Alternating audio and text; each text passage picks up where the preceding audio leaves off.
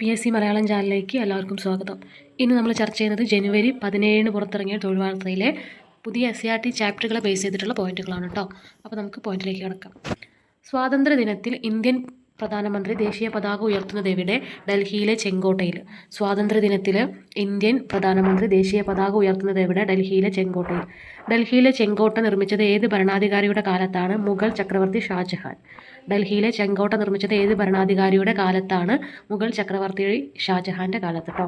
ഇന്ത്യയിൽ മുഗൾ ഭരണം ആരംഭിച്ച വർഷം 1526. ഇന്ത്യയിൽ മുഗൾ ഭരണം ആരംഭിച്ച വർഷം 1526. ഇന്ത്യയിലെ മുഗൾ ഭരണത്തിന് തുടക്കമിട്ടതാര്? ബാബർ. ഇന്ത്യയിലെ മുഗൾ ഭരണത്തിന് തുടക്കമിട്ടതാര്? ബാബർ. മുഗൾ ചക്രവർത്തിമാരായി അറിയപ്പെട്ടത് ആരെല്ലാം? ബാബർ, ഹുമയൂണും, അക്ബർ, ജഹാംഗീർ, ഷാജഹാൻ, ഔറംഗസേബ്. മുഗൾ ചക്രവർത്തിമാരായിട്ട് അറിയപ്പെട്ടത് ആരെല്ലാമാണ്? ബാബർ, ഹുമയൂൺ, അക്ബർ, ജഹാംഗീർ, ഷാജഹാൻ, ഔറംഗസേബ്. ഏത് പദത്തിൽ നിന്നാണ് മുഗൾ എന്ന പേര് ഉത്ഭവിച്ചത്? മംഗോൾ. ഏത് പദത്തിൽ നിന്നാണ് മുഗൾ എന്ന പദം ഉത്ഭവിച്ചത്? മംഗോൾ. മുഗൾ രാജ്യസ്ഥാപകനായ ബാബർ പിതാവ് വഴി ഏത് തുർക്കി ഭരണാധികാരിയുടെ പിൻഗാമിയായിരുന്നു? തിമൂറിൻ്റെ കേട്ടോ. മുഗൾ രാജ്യസ്ഥാപകനായ ബാബർ പിതാവ് വഴി ഏത് തുർക്കി ഭരണാധികാരിയുടെ പിൻഗാമിയായിരുന്നു? തിമൂറിൻ്റെ. ബാബർ തൻ്റെ മാതാവ് വഴി ഏത് മംഗോൾ രാജാവിൻ്റെ പിൻഗാമിയായിരുന്നു? ചെങ്കിസ് ഖാൻ്റെ. ബാബർ തൻ്റെ മാതാവ് വഴി ഏത് മംഗോൾ രാജാവിൻ്റെ പിൻഗാമിയായിരുന്നു? ചെങ്കിസ് ഖാൻ്റെ. ബാബർ സ്ഥാപിച്ച രാജവംശത്തെ 16-ാം നൂറ്റാണ്ടിൽ മുഗൾ എന്ന് വിളിച്ചു തുടങ്ങിയത് ഏത് വിദേശികളാണ്? യൂറോപ്യന്മാർ. ബാബർ സ്ഥാപിച്ച രാജവംശത്തെ 16-ാം നൂറ്റാണ്ടിൽ മുഗൾ എന്ന് വിളിച്ചു തുടങ്ങിയത് ഏത് വിദേശികളാണ്? യൂറോപ്യന്മാർ. ബാബർ ഇന്ത്യയിൽ മുഗൾ ഭരണം സ്ഥാപിക്കാൻ കാരണമായ യുദ്ധം ഏത്? ഒന്നാം പാനിപ്പത്ത് യുദ്ധം. ബാബർ ഇന്ത്യയിൽ മുഗൾ ഭരണം സ്ഥാപിക്കാൻ കാരണമായ യുദ്ധം ഏത്? ഒന്നാം പാനിപ്പത്ത് യുദ്ധം. ഒന്നാം പാനിപ്പത്ത് യുദ്ധം നടന്ന വർഷം ഏത്? 1526 കേട്ടോ. ഒന്നാം പാനിപ്പത്ത് യുദ്ധം നടന്ന വർഷം ഏത്? 1526. ഒന്നാം പാനിപ്പത്ത് യുദ്ധത്തിൽ ബാബർ പരാജയപ്പെടുത്തിയ ലോംദി വംശത്തിലെ അവസാനത്തെ ഭരണാധികാരി ആര്? ഇബ്രാഹിം ലോധി. ഒന്നാം പാനിപ്പത്ത് യുദ്ധത്തിൽ ബാബർ പരാജയപ്പെടുത്തിയ ലോധി വംശത്തിലെ അവസാനത്തെ ഭരണാധികാരി ആര്? ഇബ്രാഹിം ലോധി. ബാബറിൻ്റെ ഭരണകാലയളവ് ഏതായിരുന്നു? 1526 to 1530. ബാബറിൻ്റെ ഭരണകാലയളവ് ഏതായിരുന്നു? 1526 to 1530. ബാബറിനെ തുടർന്ന് ഭരണമേറ്റ മുഗൾ ഭരണാധികാരി ആര്? ഹുമയൂൺ. ബാബറിനെ തുടർന്ന് ഭരണമേറ്റ മുഗൾ ഭരണാധികാരി ആര്? ഹുമയൂൺ. 2 കാലയളവുകളിലായി ഭരണം നടത്തിയ മുഗൾ ഭരണാധികാരികൾ ആര്? ഹുമയൂൺ. 2 കാലയളവിലായിട്ട് ഭരണം നടത്തിയ മുഗൾ ഭരണാധികാരി ആര്? ഹുമയൂൺ. 1530 to 1540, 1555 to 1556 കേട്ടോ.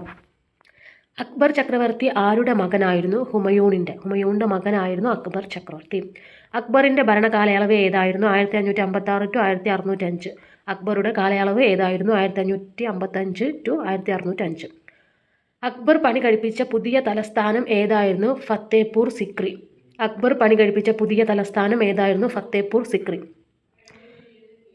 വിവിധ മതങ്ങളിലെ പണ്ഡിതർ ഒത്തുചേർന്ന് ചർച്ച നടത്താനായി 1575 അക്ബർ ഫത്തേപൂർ സിക്രിയിൽ പണി കഴിപ്പിച്ച കേന്ദ്രമേത്? ഇബാദത്ത് ഖാന.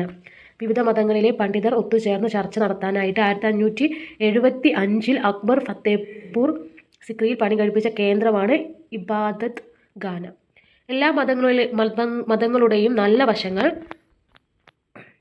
കോർത്തിണക്കി അക്ബർ രൂപം കൊടുത്ത ദർശനമേത്? ദീൻ ഇ ഇലാഹി. എല്ലാ മതങ്ങളുടെയും നല്ല വശങ്ങൾ കോർത്തിണക്കി അക്ബർ രൂപം കൊടുത്ത ദർശനമേത്? ദീൻ ഇ ഇലാഹി. ദീൻ ഇ ഇലാഹി എന്ന ദർശനത്തിൻ്റെ കാതൽ എന്തായിരുന്നു? സുൽഹ് ഇ കുൽ, എല്ലാവർക്കും സമാധാനം.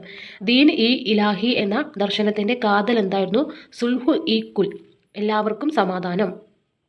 എല്ലാ ദർശനങ്ങളും മനുഷ്യരുടെ ക്ഷേമത്തിനായുള്ളതാണ് എന്ന ആശയം മുന്നോട്ട് വെച്ച മുഗൾ ഭരണാധികാരി ആര്? അക്ബർ.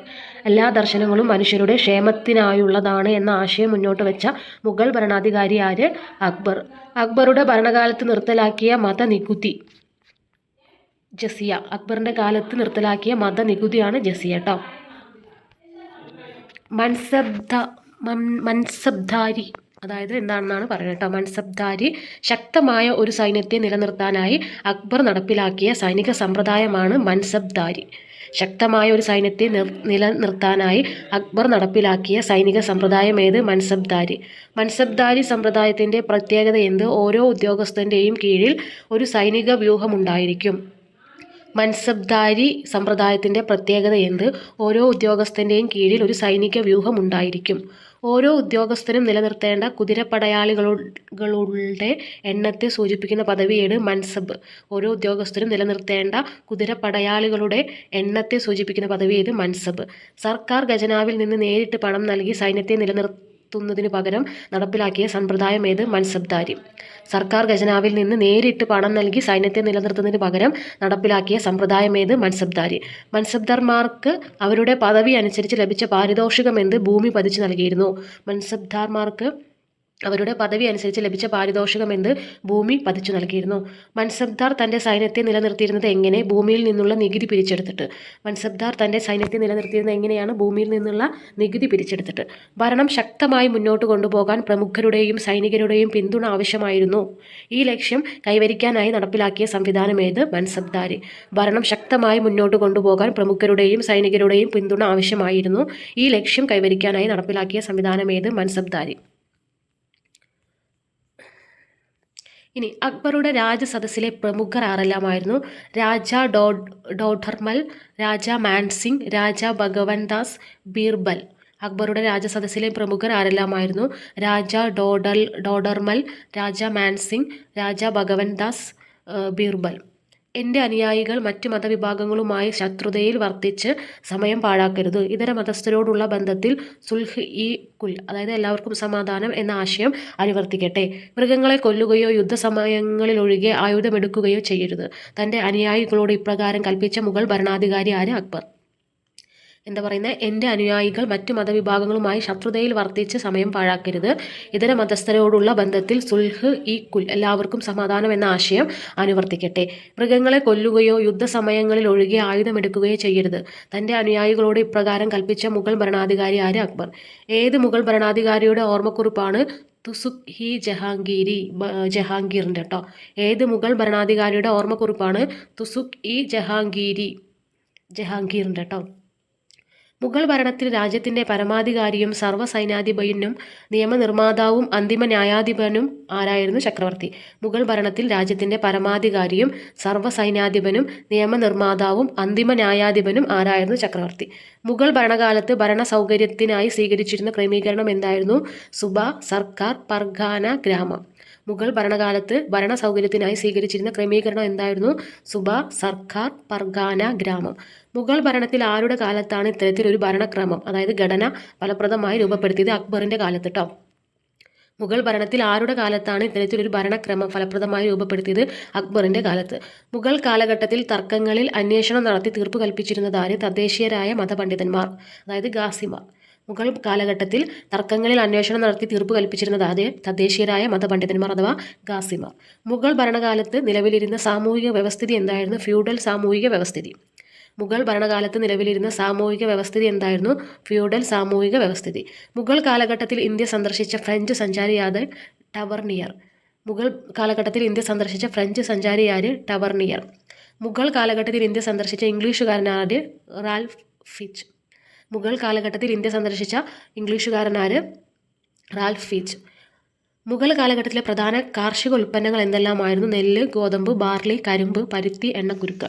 മുഗൾ കാലഘട്ടത്തിലെ പ്രധാന കാർഷിക ഉൽപ്പന്നങ്ങൾ എന്തെല്ലാമായിരുന്നു? നെല്ല്, ഗോതമ്പ്, ബാർലി, കരിമ്പ്, പരുത്തി, എണ്ണക്കുരുക്ക്. ഇന്ത്യക്കാർ വ്യത്യസ്തങ്ങളായ നെല്ലിനങ്ങൾ കൃഷി ചെയ്യുന്നതിനായി രേഖപ്പെടുത്തിയിട്ടുള്ള മുഗൾ കാലഘട്ടത്തിലെ രചന ഏത്? ഐൻ ഇ അക്ബരി. ഇന്ത്യക്കാർ വ്യത്യസ്തങ്ങളായ നെല്ലിനങ്ങൾ കൃഷി ചെയ്യുന്നതിനായി രേഖപ്പെടുത്തിയിട്ടുള്ള മുഗൾ കാലഘട്ടത്തിലെ രചന ഏത്? ഐൻ ഇ അക്ബരി. മുഗൾ ഭരണകാലത്തെ മുഖ്യ ചരിത്രകാരൻ ആരായിരുന്നു? അബ്ദുൾ ഫസൽ.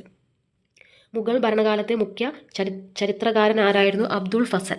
അക്ബറിൻ്റെ ഉപദേശകനും ജീവചരിത്രകാരനുമായി പ്രവർത്തിച്ചതാര്? അബ്ദുൾ ഫസൽ കേട്ടോ. അക്ബറിൻ്റെ ഉപദേശകനും ജീവചരിത്രകാരനുമായി പ്രവർത്തിച്ചത് അബ്ദുൾ ഫസൽ.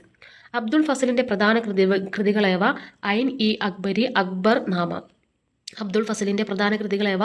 ഐൻ ഇ അക്ബരി, അക്ബർ നാമ. മുഗൾ ഭരണകാലത്ത് വിദേശ ചരക്കുകളുടെ പ്രവേശന കവാടമായിരുന്ന പ്രദേശമേത്? ഗുജറാത്ത് കേട്ടോ. ക്വസ്റ്റ്യൻ എന്തായിരുന്നു? മുഗൾ ഭരണകാലത്ത് വിദേശ ചരക്കുകളുടെ പ്രവേശന കവാടമായിരുന്ന പ്രദേശമേത്? ഗുജറാത്ത്. മുഗൾ ഭരണകാലത്തെ പ്രധാന കയറ്റുമതി ഇനങ്ങൾ എന്തെല്ലാമായിരുന്നു? തുണിത്തരങ്ങൾ, മസ്ലിൻ, പട്ട്, പഞ്ചസാര, അരി. മുഗൾ ഭരണകാലത്തെ പ്രധാന കയറ്റുമതി ഇനങ്ങൾ എന്തെല്ലാമായിരുന്നു? തുണിത്തരങ്ങൾ, മസ്ലിൻ, പട്ട്, പഞ്ചസാര, അരി. മുഗൾ ഭരണകാലത്തെ പ്രധാന നഗരങ്ങൾ ഏതെല്ലാമായിരുന്നു? ഡാക്ക, മുർഷിദാബാദ്, സൂറത്ത്, ലാഹോർ, ആഗ്ര. മുഗൾ ഭരണകാലത്തെ പ്രധാന നഗരങ്ങൾ ഏതെല്ലാമായിരുന്നു? ഡാക്ക, മുർഷിദാബാദ്, സൂറത്ത്, ലാഹോർ, ആഗ്ര. മുഗൾ ഭരണകാലത്ത് പേർഷ്യൻ ഭാഷയിലേക്ക് വിവർത്തനം ചെയ്യപ്പെട്ട മഹാഭാരതം അറിയപ്പെട്ടതെങ്ങനെ? റസ്നാമ. മുഗൾ ഭരണകാലത്ത് പേർഷ്യൻ ഭാഷയിലേക്ക് വിവർത്തനം ചെയ്യപ്പെട്ട മഹാഭാരതം അറിയപ്പെട്ടതെങ്ങനെ? റസ്നാമ. മഹാഭാരതത്തെ പേർഷ്യയിലേക്ക് പരിഭാഷപ്പെടുത്തിയത് ആര്? ദാരാ ഷുക്കോ. മഹാഭാരതത്തെ പേർഷ്യയിലേക്ക് പരിഭാഷപ്പെടുത്തിയത് ആര്? ദാരാ ഷുക്കോ. ഏത് മുഗൾ ചക്രവർത്തിയുടെ മകനായിരുന്നു ദാരാ ഷുക്കോ? ഷാജഹാന്റെ. ഏത് മുഗൾ ചക്രവർത്തിയുടെ മകനായിരുന്നു ദാരാ ഷുക്കോ? ഷാജഹാന്റെ. ഇന്ത്യയുടെയും പേർഷ്യൻ വസ്തുവിദ്യാശൈലിയുടെയും സമന്വയത്തിന് ഉദാഹരണമായ നിർമ്മിതികളേവ? താജ്മഹൽ, ആഗ്രക്കോട്ട, ചെങ്കോട്ട. ഇന്ത്യയുടെയും പേർഷ്യൻ വാസ്തുവിദ്യാശൈലിയുടെയും സമന്വയത്തിന് ഉദാഹരണമായ നിർമ്മിതികളേവ? താജ്മഹലും ആഗ്രാക്കോട്ട, ചെങ്കോട്ട. പേർഷ്യൻ, ഹിന്ദി ഭാഷകൾ കൂടിച്ചേർന്ന് രൂപപ്പെട്ട പുതിയ ഭാഷ ഏത്? ഉറുദു. അപ്പോൾ പേർഷ്യനും ഹിന്ദി ഭാഷകൾ കൂടിച്ചേർന്ന് രൂപപ്പെട്ട ഭാഷയാണ് ഉറുദു. അക്ബറിൻ്റെ പുത്രനായ മുഗൾ ഭരണാധികാരി ആരായിരുന്നു? ജഹാംഗീർ. അക്ബറിൻ്റെ പുത്രനായ മുഗൾ ഭരണാധികാരി ആരായിരുന്നു? ജഹാംഗീർ. ജഹാംഗീറിൻ്റെ ഭരണകാലം ഏതായിരുന്നു? 1605 to 1625. ജഹാംഗീറിൻ്റെ ഭരണകാലം ഏതായിരുന്നു? 1605 1627. ഷാജഹാൻ ചക്രവർത്തി ആരുടെ പുത്രനായിരുന്നു? ജഹാംഗീറിൻ്റെ. ഷാജഹാൻ ചക്രവർത്തി ആരുടെ പുത്രനായിരുന്നു? ജഹാംഗീറിൻ്റെ.